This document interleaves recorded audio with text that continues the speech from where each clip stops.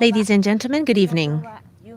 It is 6 p.m. in Tokyo, and from the International House of Japan, we are hosting the Leaders Shaping the Future of the Indo-Pacific. Thank you very much for your participation. My name is Aiko Doden from NHK, and I also belong to the International House of Japan.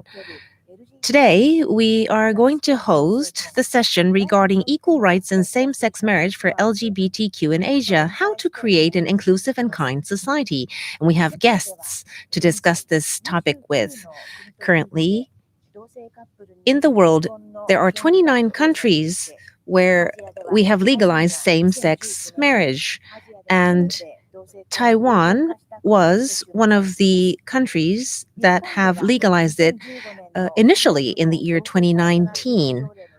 Also, in Japan, we had Shibuya Ward that introduced the same-sex marriage ordinance in 2015. And with this, there are currently 76 total governments that recognize this kind of initiative. Yet there is a lack of understanding toward sexual minorities and obstacles facing the LGBTQ community. And it seems to reflect the overall rigidity of the society. So today in this session, we will think about how we can make society inclusive and kind for all. And we have invited Ms. Jennifer Liu, Taiwan Equality Campaign Executive Director, and also Mr. Fumino Sugiyama, CEO, New Canvas, who has led this initiative in Japan as well, and have a discussion. What is the true diversity and inclusion in the society from the perspective of LGBTQ? So without further ado, allow me to introduce the speakers. First of all, Ms. Jennifer Liu. She was born in Taipei, and she has been an activist and a very active as a social worker devoted to LGBTQ rights and political reform movements for over 15 years. And she has been working on over a decade on establishing an LGBT community support system and services and gender equality education. In January 2016, she represented the Social Democratic Party and ran for a parliamentary seat in the general election as one of the first lesbian candidates in Taiwan. She served as chief coordinator of the Marriage Equality Coalition Taiwan and senior fellow at the Taiwan Tongzi LGBTQ plus Hotline Association. And she was powerful in organizing several successful rallies. In 2019, the legalization of the same-sex marriage happened, and Jennifer and her team launched the Taiwan Equality Campaign to keep on fighting for equality and human rights for a better Taiwan.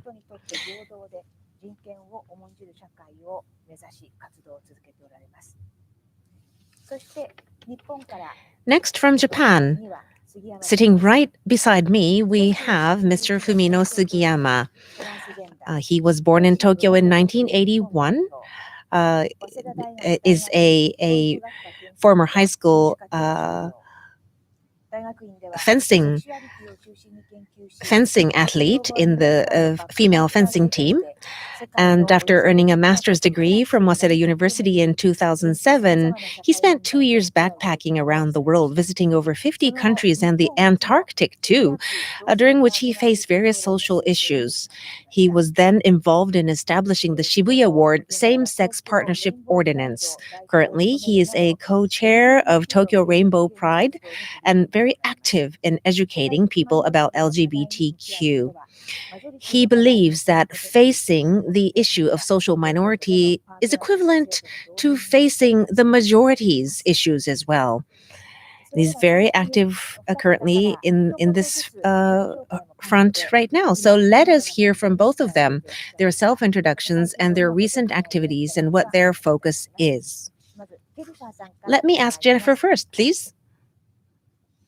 Yes.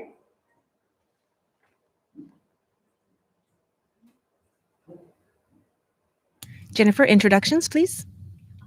Hello, everybody. Sorry about that. I'm Jennifer Liu from Taiwan Equality Campaign, and I have been working in this LGBT movement for many, many years. And I'm very happy to be here to share our insights and our experience with you all. Nice to meet you all. So recently, what are you active in? What are you doing recently?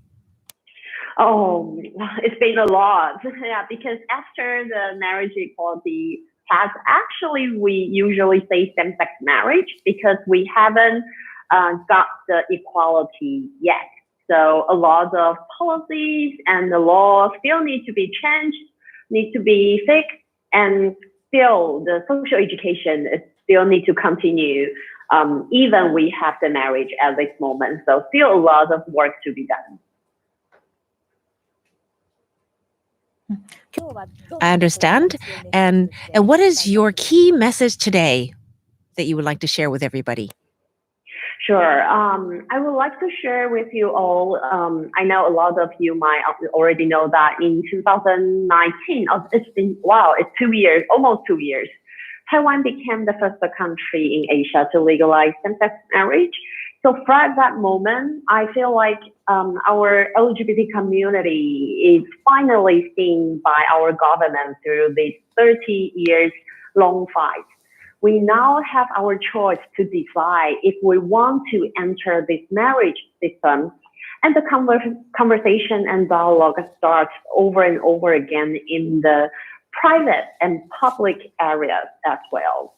So we have seen so many touching stories because of these marriage important changes. But I just want to share with you all that changing the society and the policy is a long way to go. Of course, you have to change the society first, and then you might have a little chance to change the policies and the politics. So I think marriage equality movement in Taiwan is a very good example that how the civil society could be articulate to change the law. It's not because one or two specific leaders, it's because we have thousands of self-motivated participants contribute their time, their energy, and also their resources to talk to their friends and families. And so that happened. The situation happened is because we have a lot of people devote their self. And so Taiwan is in a very unique situation that around the world, we do have only three different pathways to legalize same-sex marriage. The first one is through the parliament. We changed the law. So most of the countries, they change their laws in their Congress or parliament, and then they legalize same-sex marriage. The second one is you change your constitution. And so some countries, they point out that they have one man and one woman, especially for the marriage in their constitution. So you have to change the constitution. So that will be harder. And the third pathway is some countries. Actually, there's only one country through the public law referendum, but also need to change the law. But Taiwan, we went through these three different ways within 3.5 years. Since 2016, we launched the Civil Code Amendment, the movement, law changing movement in the parliament in 2016. And then 2017, we have our constitutional court interpretation. And then in 2018, we had our referendum. And then because of the result of the referendum, now we have a special law for same-sex marriage. So we went back to the parliament, do the movement, and push the parliament past the same-sex marriage law in 2019. So it was very intense and also very, actually very tired for the activists, but also for our supporters, for the whole society. But also we have a lot of lessons learned. We learned how to communicate with the mainstream society. We also learned how to understand our parents' generation, let them understand what LGBT is real life. So it was not easy, but I believe if Taiwan can do that, any country in Asia also can do that because we share a lot of common values, we share a lot of common cultures. So I'm very happy to be here to share more insights.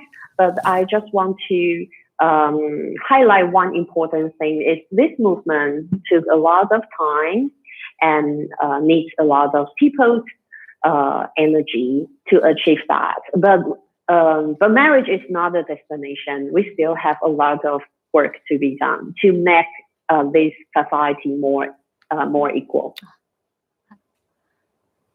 That's a very important point. You have mentioned many key points. Thank you very much. Now we would like to hear from Fumino. Do you know her? Yes, I know her very well. I've been joining her in various activities in various places. I am the chair of the parade right now, and I do go between Japan and Taiwan every year, and I have a lot of interactions with her. Yes, just the other day, we have been talking on Clubhouse, the social media as well. And what kind of activities are you focused on right now? What is your key message today, Mr. Sugiyama? Yes, currently I am the representative of Tokyo Rainbow Pride right now. This parade in 2012, we had only 5,000 participants, but in 2019, it exceeded 200,000 participants.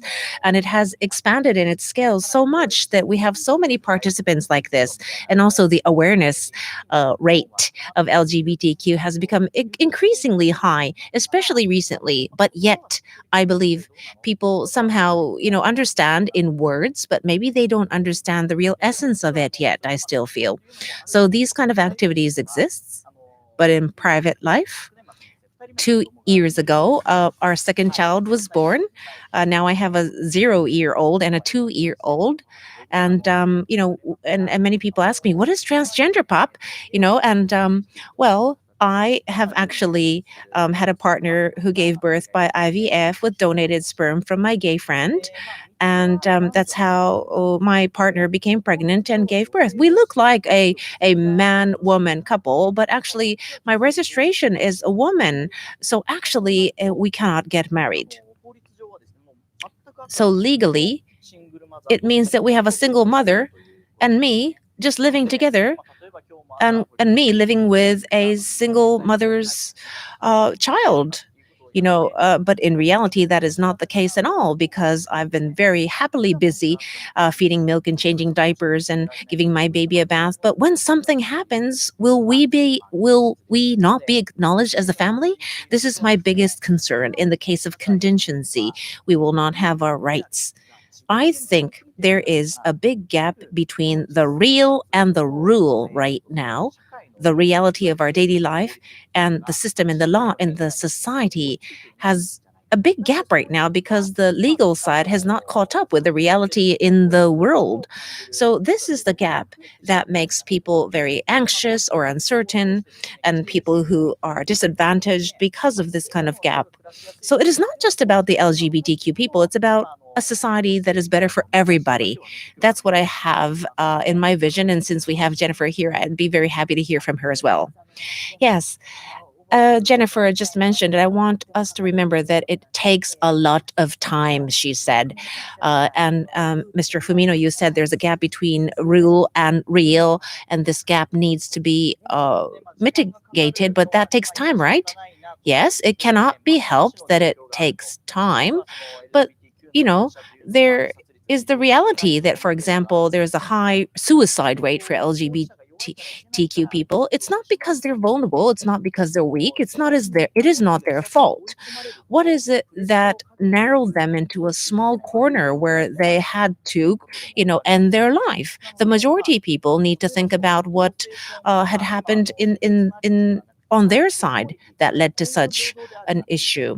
We also talk about the equality between same-sex marriage and um, a man and woman marriage, and it is there's a gap there as well. There are people who can get married and some people who cannot. So, in other words, that means for all citizens, all citizens, LGBTQ is not included in the all citizens. So then what? We are not citizens? So we cannot help it that we are discriminated? That's what leads to discrimination and prejudice. I think that is the current situation right now. I see. I want to ask both of you now some questions. Currently, we have the uh, spread of the COVID infections, and there are various limitations in the society. But I want to ask Jennifer, first of all, in the LGBTQ community right now, how has COVID impacted you? Yes, I think COVID impact everybody around the world, and but especially the vulnerable community like LGBT people. A lot of countries, include Taiwan, already have some research and the survey says that, especially LGBT youth, if they have to stay with their parents and they haven't come out, and a lot of them face more pressures, and some of them even have some violent situation in their families, especially during the quarantine time, because during the normal time, LGBT youth might be able to go out, meet their friends, have their support systems, and it's better for their mental health. But if he or she or they have to stay in an environment, they cannot say anything, they cannot be who they are, that increase a lot of mental health issue, of course. And the other thing is, for example, like in Taiwan, if you come from other countries, or if you have some connection with someone already have COVID, the government need to do your to check where you go and who you meet, and during that situation, you have to review all of your friends and families, and of course, and about your partner's situation. So if someone haven't come out, they face the situation forced to come out, and that's a big issue in Taiwan at this moment. But because our situation, COVID situation, is lesser than other countries, so right now, at this moment, I can feel the pressure less and less, but still cannot to chill out or to relax because of the COVID situation is still not stable right now. And how about you? Yes, thing is happening in Japan. And I would like to state, as she mentioned, for example, if you were closely been infected, you couldn't talk about your relationship. Maybe you have two men living in one house and one of them has been exposed to COVID. And then if out that you are gay, so you cannot go to get tested for COVID. That is a restriction, and also the children of the LGBTQ couples, they cannot talk about it, because if they talk about it, they're already, denied by their parents their existence, or their sex orientation, and they will be, bullied, or really violently discriminated at home. It's a dire situation, especially in the contingency, not limited to COVID. It creates a situation where the vulnerable becomes weaker, and LGBTQ is included.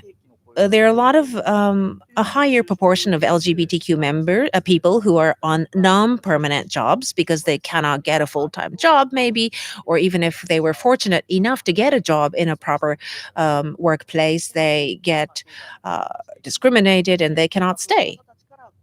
So these people have to leave their jobs, or their jobs are taken, and that's why LGBTQ and also poverty becomes an issue too. I see. So again, it's about realization of an issue that already existed. Yes. And Mr. Fumino, you have been very active on establishing the Shibuya Ward same-sex partnership ordinance. But with this kind of ordinance, what changed, may I ask? And in this process, what were some of the obstacles that you experienced? Oh, yes. So when we established this partnership ordinance, The biggest point is that the fact that Shibuya Ward worked on this, it actually approved of the fact that LGBTQ people exists. This is completely the opposite because they were completely neglected in the past, and so that is a very big move. And this highlight a milestone in acknowledging the Shibuya Ward or the municipalities that support them. They exist everywhere in Japan, and they are there as they ought to. I think that is very necessary. Now, as Jennifer mentioned, she's, the biggest obstacle really is indifference. It is not my business. She said that it's very important that it becomes my issue, and so indifference is bad. And now, currently in Japan, a lot of people say, yes, fine. Although 5 years ago, we would say, well, okay, fine, but what if your child was LGBTQ? They say, no, I can't accept that. No, no. But, that was the majority 5 years ago. But recently, even if I have this kind of conversation, they say, fine. It's fine even if my child was LGBTQ. It's fine to be yourself. You should be yourself. I would support that. They say that. But still, I ask the next question and say, if I ask you, what if your child asks you, why can't I get married when everybody else can? Are you going to tell your child that you are a minority so you can't be happier? You have to persevere because you don't have the rights? Or will you say that there is equal opportunity for everybody, no matter what kind of person you are? This is the question to the Japanese society right now. For the example of Taiwan, in this webinar, we had Minister Audrey Tang come to this seminar and speak.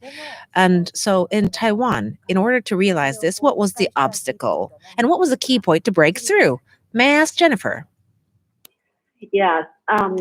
During the marriage equality campaign, we spent a lot of time to communicate with people in the middle, especially those people. They might feel okay with LGBT community, but they just feel like it's other people's business. It's not my business.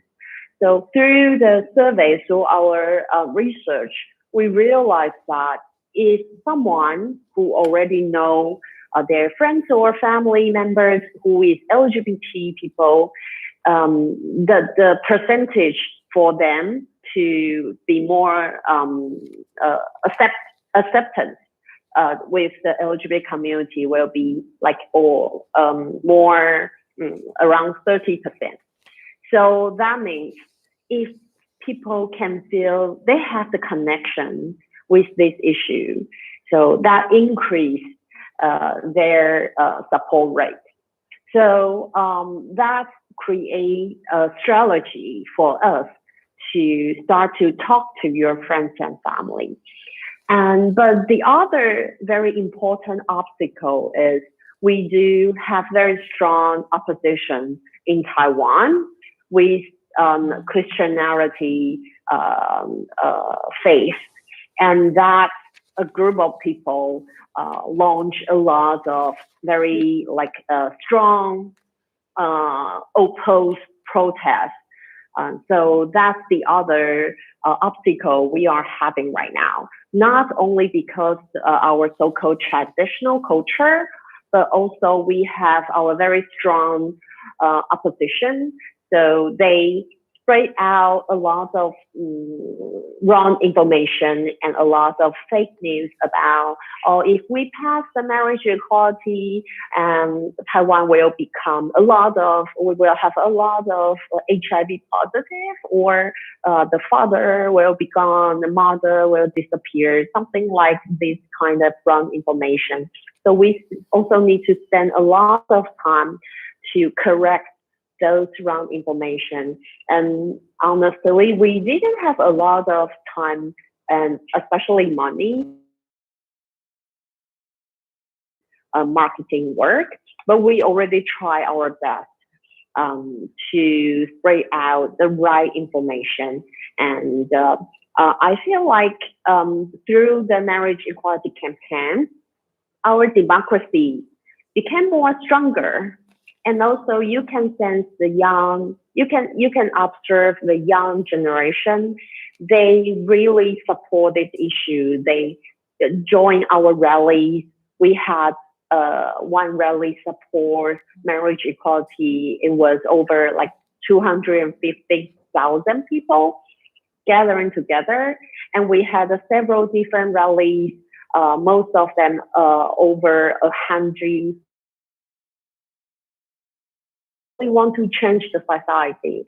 But so through the campaign, although we have very strong opposition, we also need to educate the society about the correct information about LGBT families. But we also use that opportunity to strengthen our civil society and democracy. So overall, I think it's still a positive process for Taiwan. Oh, I see. So, in what Jennifer just mentioned, you said that it's not just tradition. You said, but Fumino, what do you think? In Japan, so-called traditional family image and values, and when there is, and then LGBTQ appears, it kind of destructs the image of the traditional family, right? And some people might be shocked about this. But that kind of perspective right now, is it changing right now? And that change itself is a question, isn't it? Yes, when it comes to same-sex marriage, when we use this keyword, people start to become extreme and say, is it the right or the left? And we became very polarized, but it shouldn't be like that, I think, because LGBTQ is not rejecting a traditional family. A traditional family is fine as it is, but it's not just that, isn't it? And when it is not just that, why is it that we have to be excluded? We're just pursuing happiness. We're not trying to destruct something. We just cannot create a happy family because of the system. I want people to focus on this point. But then again, people do not yet have a full, accurate grasp of the information regarding LGBTQ. So people think it's a choice. But that's not a choice. You can't choose if you're right-handed or left-handed. It's not like we consciously made the choice. It's who we are. And so when people say that we're just diminishing the social responsibility, or we're making the wrong decision, that is how about you to your family? Yes, when I did the whole idea, and my mother said that you have gone crazy, you just have to go to the hospital and get counseling. And also to the parents of my partner, they have not uh, admitted that we have been going out for uh, 6 years, but you know what, I understand that that is because they want their parents to be happy. But when they say that they're interested in this same-sex marriage, they cannot imagine how they can possibly be happy in this kind of situation. They just don't know. They just cannot see their child becoming happy. That is the struggle for them, for the parents. They just cannot see, and it's actually the same for the LGBTQ person, that they cannot envision their happy future. It's also their family that thinks, for their child or for their friend and family, they cannot imagine them being happy. So this is the notion that makes them unacceptable to this. But after the same-sex marriage was approved, I asked her, what has changed? And the answer was, nothing has changed. And it has just become a normal landscape. It's just a life scene, a normal daily life scene now, and that we have everybody here. And for me too, I have my daily life too, just a father of two children. And when I go to the nursing center to pick up my kids, the kids run to their parents and say, Mama or Papa. And when they see that, they understand. It's a daily landscape for them. It's a slice of life that they see. Doesn't matter that I'm an LGBTQ member. My children just run to me screaming, Papa, just like any other ordinary or normal people. So I think when people see these kind of scenes, they will have broader acceptance. Jennifer has have been nodding very much to what you said, Fumino. I understand you probably have very strong empathy. How are you feeling right now? What are your thoughts now? I feel like have a lot of connection with Fumino-san, and because it's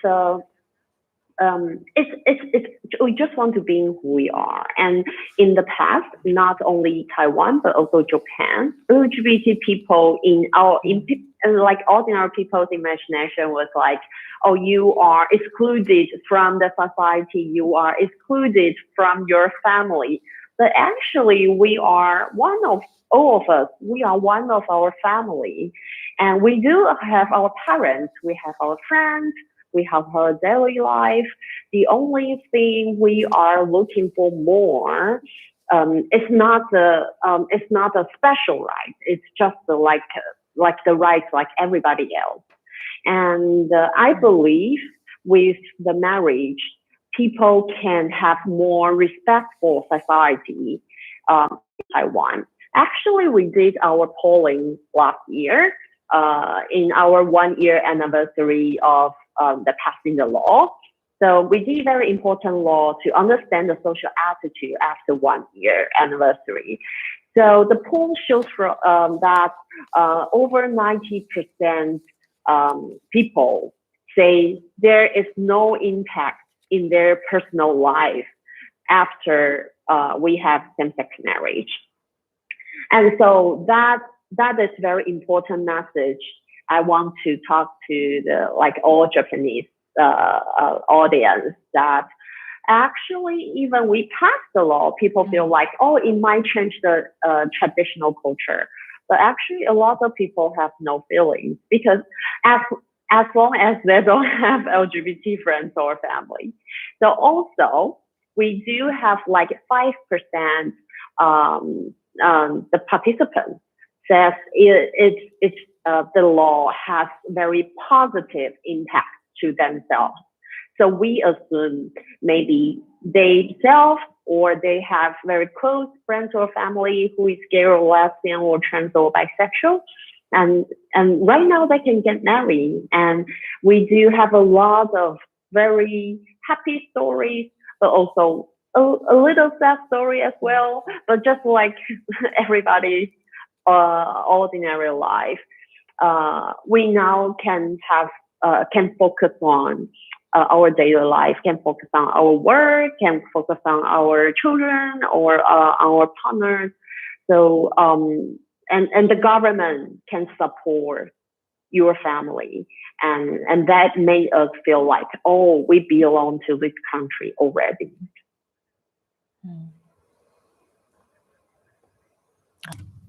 I see. Yes.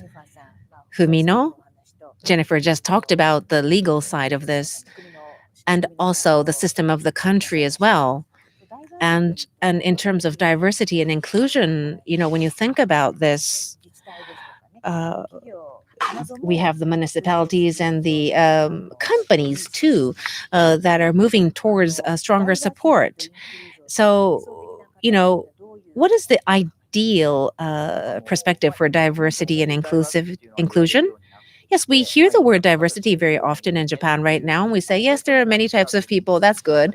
People say that is the direction, but what is lacking is the inclusion part. Diversity and inclusion is a set. Fine, there's a lot of people, cool, that's it. Right? That is not the way it should be. These diverse people need to be, you know, participating and actively useful in the society as they want to be, and that is inclusion. And I think there is a big gap in the inclusion. Everybody is diverse anyway, don't you think? For example, one example of minority would be you are a foreigner, you're elderly, LGBTQ, ethnic minority, but everybody becomes old, everybody becomes the elderly at one point. And if you have an accident later, you will become disabled. Maybe you are not a minority in the sense of LGBTQ, but maybe your child might be, and or maybe somebody who is important to you will be an LGBTQ. So it is a matter for everybody. It should be inclusive.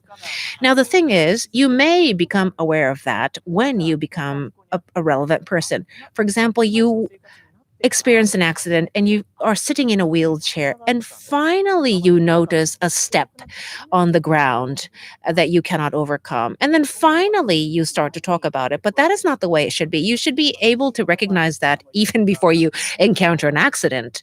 And for example, in Japan, there's a lot of victims regarding sexual violence, and Japan is a little bit more open to talk about it recently, finally. I mean, and then people now notice that if you experience such violence, maybe you should just go to your bed crying and don't tell anybody. But that is not the case, because now you see these news, and of course, you may never experience that kind of violence, but you may. You might. And so why don't we just prepare the society for that so that everybody can live in a more reassuring and safe society? I hope that everybody will have that kind of vision. That is ideal. What do you think, Jennifer, about what Fumino just mentioned? It should be about yourself. Even before you become a relevant person, it's important that everybody in the society feels this way. But I want to ask you, Jennifer, what is required for everybody to feel like that? I think education is very important. So I can see Taiwan's younger generation has a lot of motivation to try to change the societies, because I believe they have gender equity education. It helped a lot. Equity Education Act. So that means every student, from elementary student to senior high student, they at least they have to have 4 hours gender equality class every semester. So when they understand what is real diversity, so you might have you might have the friends have your different background with you, and you might meet people, disabled people, LGBT people, immigration people, and that creates interesting society. So when they learn this kind of concept in schools, so that become more nature, and they do learn how to rethink how could we do more, and how could we do better. And so because society keeps changing all the time, it's really hard for us to predict what can we face in the future. So as long as we have this kind of concept, we can do the reflection, we can learn new things, we can be more open-minded. And I believe the society will be changed by those motivated people. So learn how to talk to the people different from you, and learn to listen to their life stories. I think that's the very first step we can do.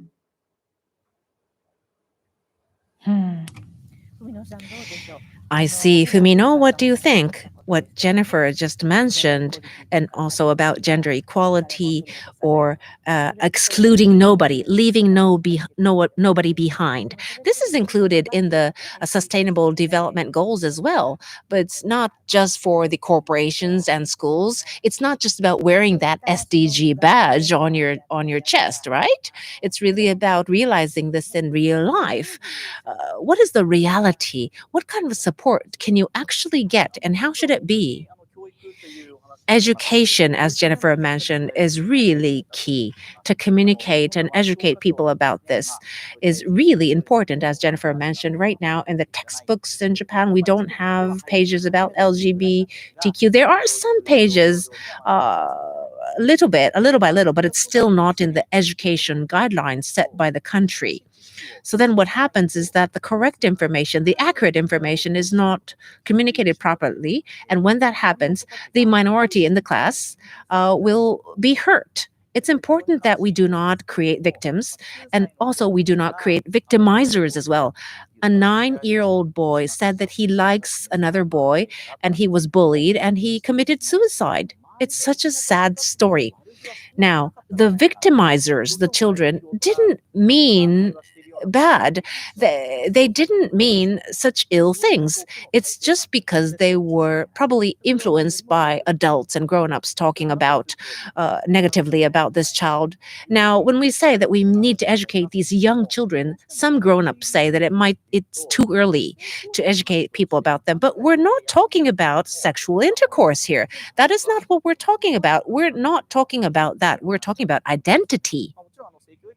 And now, of course, when we have sexual education, it doesn't include, education about intercourse, but it's not just that. We need to talk about identity, LGBTQ, and if people understand that as children and then go out into the society to participate, it would improve the society. And I think it was in 2009 when you had the Gender Equality Act, yes, and that also helped to change the society. I learned from her that that was a very big step, and I think we definitely need that in Japan too. Yes, in workplaces too. Oh, yes. Yes, there were a lot of questions too from the participants. So I would like to take some questions from the participants, and I'm going to read some from our fellows first of all, and I will ask them to you, Jennifer and Fumino. First of all, we have Deputy Director, Thai Film Archive, former editor, Bangkok Post, and also Asia Leadership Fellow, Mr. Kong Rithdi. The question is, the campaign for gender equality in our general understanding tries to look like it's open, but actually it is not. On the other hand, they clamp down stringently on them. So, also government is trying to get scores regarding their policy with gender equality campaigns, but sometimes the reality does not follow. So how can we reconcile this disparate strands of liberalism to strengthen the gender equality movement? Should we say that it cannot be separated from the broader fight for freedoms of other minorities? Yes, my friend actually is a mix. Of Thai and Japanese, and is transgender. The image from Japan on Thailand is that it's a very open and generous country on various sexuality, but I know that in reality that is not true. They are not accepted in the families. There is no same-sex marriage, so there is no equality in marriage, and also there is no registration changes. So you cannot be registered. Just like me, I am a he, but I am registered as a woman. So it is not as open in reality. And so I guess there's a very big gap between our image and the political reality. How about you, Jennifer? Yeah, in terms of the question, I totally agree, especially for Taiwan as the case, as an example that from my understanding, a lot of LGBT activists and LGBT people and younger participants support marriage equality. It's all because we had the Sunflower Movement in 2014. So during that time, people start to notice that, oh, if we keep the distance from the politics, the politicians will decide to do if the decision has made. So for the young people and for the LGBT community and for a lot of citizens in Taiwan, we start to learn how to practice democracy. And that is not easy because we had a long history for the martial law period of time. So our parents' generation feels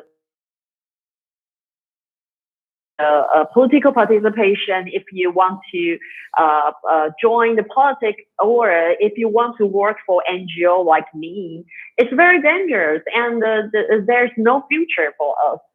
But we can see, because the younger generation, they want to build Taiwan as a better country. We want to build Taiwan as a better environment for the future, or for our next generation. So people want to do more. I think that's the reason, one of the reasons that marriage equality campaign can be pushed quickly. And also, of course, we vote for the right government who wants to support these issues as well. I think that's also another very important issue. And a lot of young people, after the marriage campaign, they decide to either work for the political party, our ruling party, or they start to want to run the office themselves, because they want to do more. I think that's just want to share the situation in Taiwan with you all, and I totally agree with the people who asked the question. Understood. And one more question I'd like to introduce. So this question is coming from Mr. Daisuke Kan, President, Cheerio Corporation, and also Asia 21 Fellow. So due to COVID, lots of physical pride parades have been canceled since last year because we cannot have people gathering. And so I'm wondering, what did you learn from your virtual activities? What was their learnings? And is there anything lacking compared to physical gatherings? Now, going forward, we will have the vaccine, and the current situation might change. So then, how do you think the marriage equality situation will change? Jennifer? I have to say, because we still have the physical gathering, so sometimes I feel like a little bit embarrassed when people ask me these kind of questions. So because we haven't learned a lot of like a virtual technique way, because we can still have the physical one. So we feel like we are excluded from everybody's experience around the world.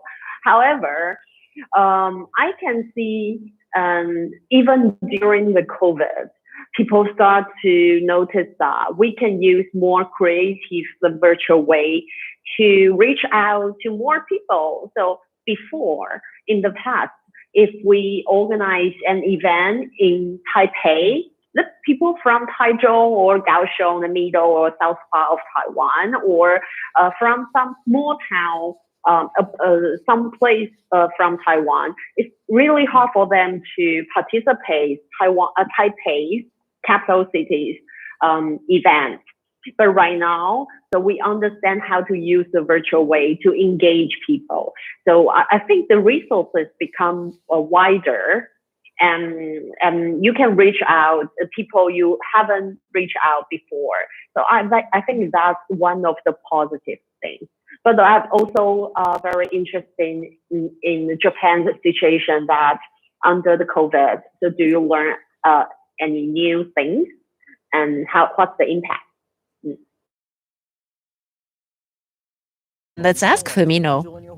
Yes, in Japan, we have a lot of learnings here because last year we had in April the declaration of the state of emergency due to the COVID infection, and the parade was a plan for April. So it was a very short notice cancellation, and I had to think very hard and very quickly what to do.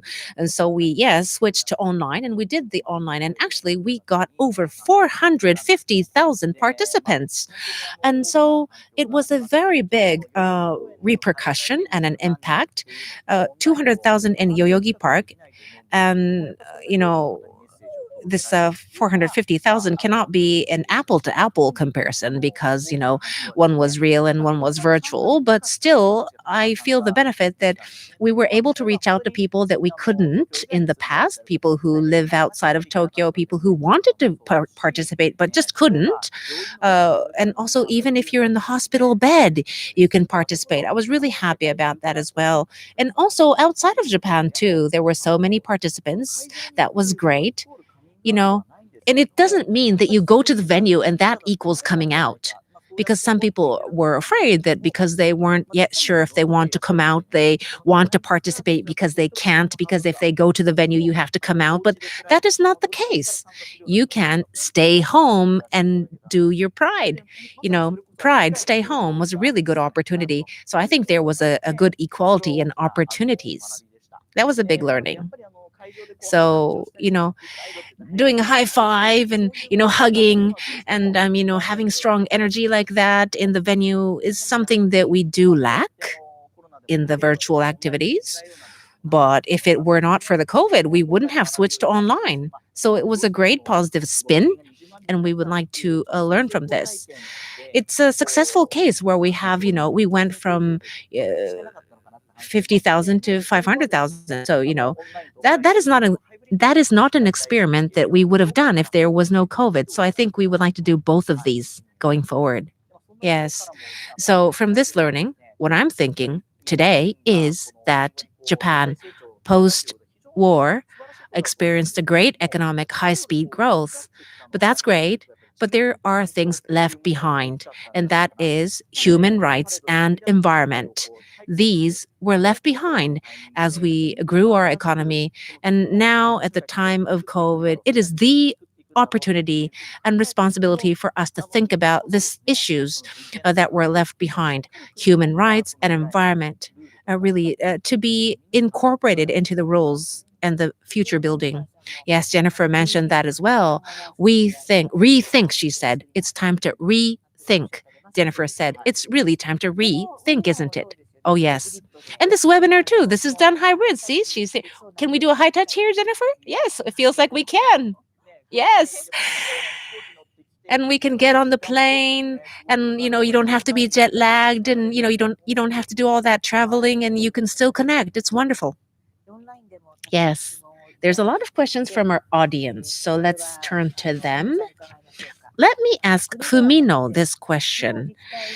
Do you think local municipalities will provide these options for same-sex partnerships instead of the central government?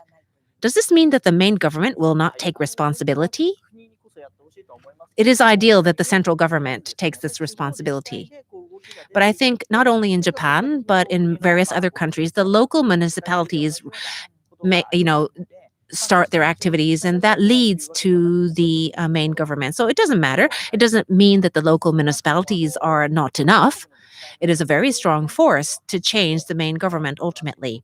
So now, Ibaraki Prefecture was one of the first prefectures that accepted this. Governor Oikawa said that this is not about understanding, this is about human rights. He said this very clearly. And of course, because we don't have the understanding of the people, which is actually the reasoning of the main government, they say it's too early because people don't understand. But the governor of Ibaraki said, no, it is not understanding first. It's human rights first. Then understanding will follow. I think this should be taken into consideration. Yes, since we have time, I'd like to take another question from the audience. Jennifer, this one is for you. So, in Taiwan and Japan, we have these activities regarding gender equality, but how can Taiwan become a role model in Asia? There are some countries that say it is a crime to have same-sex relationships, but how can we create a more open and inclusive country? What is your opinion as a role model country? Thank you for the questions. I think democracy system is still very important. So the democracy, so the politics needs everyone to pay attention and or to participate.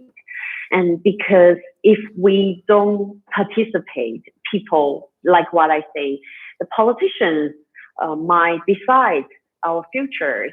And during that time, there is nothing you can do. So, but by creating more inclusive society, I would say education is still very important. And we need to start to communicate with people who don't understand. When I say communication, that means say something people can understand instead of like say very academic words or very high level words. You need to say something people can understand. So use the stories, use the like a local language. Try to figure out what kind of stories can create a connection.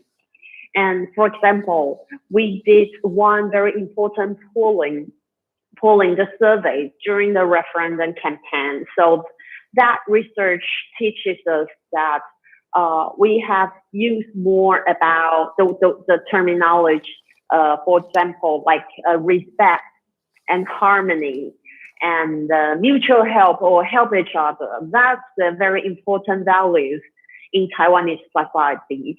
And so we change a lot of our narrative from the human rights, the equal rights, to create the harmony society together, establish the respect for society together, this kind of narrative changing. And because a lot of care about human rights, yes, but not as many as you think. So it's the same thing, but we just change the terminology, and that create the connection with especially people in the middle, people who don't understand. And I think it's very strategic way, but I strongly recommend that people can start to think about what's the best efficient way to start the communication. I see. Well, Fumino, I think this will be the last opportunity for you to speak, but this you can follow up to what Jennifer said or answer this question, or you can also talk about the fact that Japan is facing the hosting of the Olympics and Paralympics, and maybe that will create a change to the Japanese society. What is your key message finally? Yes, it's really about, and I really share what Jennifer mentioned. It's not just about LGBTQ. It's not an LGBTQ matter. It's about building a society for everybody. And of course, it's not about saying it should be. It's more about how we would like to be, how we envision ourselves to be.